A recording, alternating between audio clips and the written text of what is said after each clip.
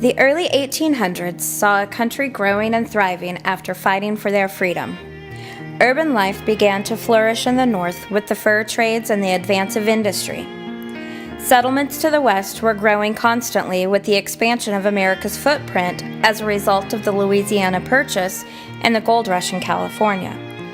American writer Walt Whitman grew up in New York and surrounded himself with printing and journalism.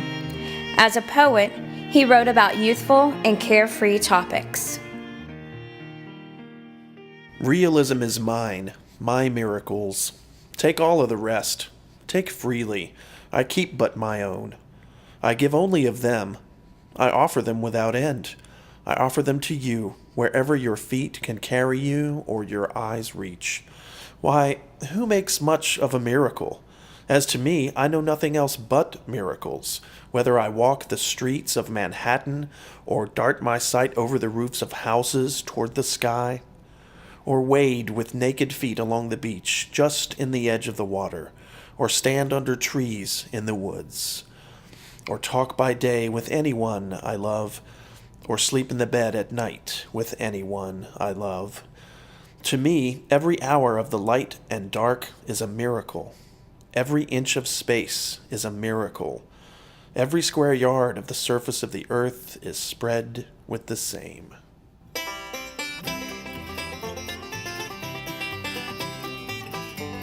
In the South, plantation life began to flourish and take hold.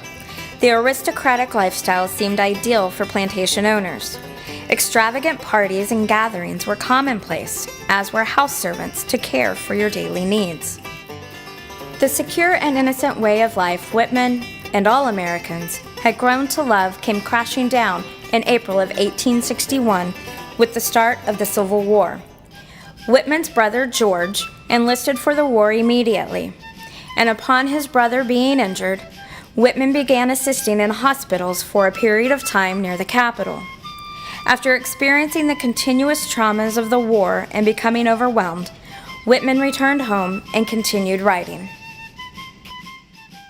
With its cloud of skirmishers in advance, with now the sound of a single shot snapping like a whip, and now an irregular volley, the swarming ranks press on and on. The dense brigades press on. Glittering dimly, toiling under the sun, the dust-covered men in columns rise and fall to the undulations of the ground. With artillery interspersed, the wheels rumble, the horses sweat as the Army Corps advances. Matthew Brady was born in New York and is considered the father of photojournalism.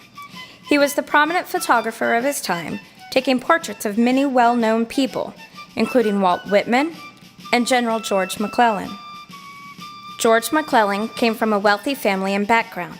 He valued and loved his troops and ensured they had proper training and supplies.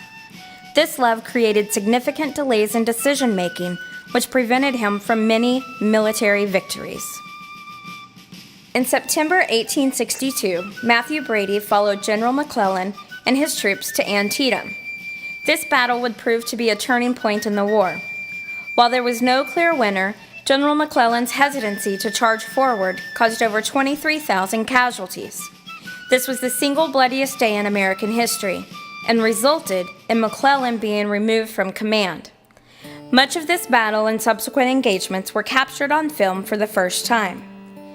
Displaying his photos publicly, Matthew Brady tore the innocence away from the American psyche by exposing citizens to the horrors of battle's aftermath.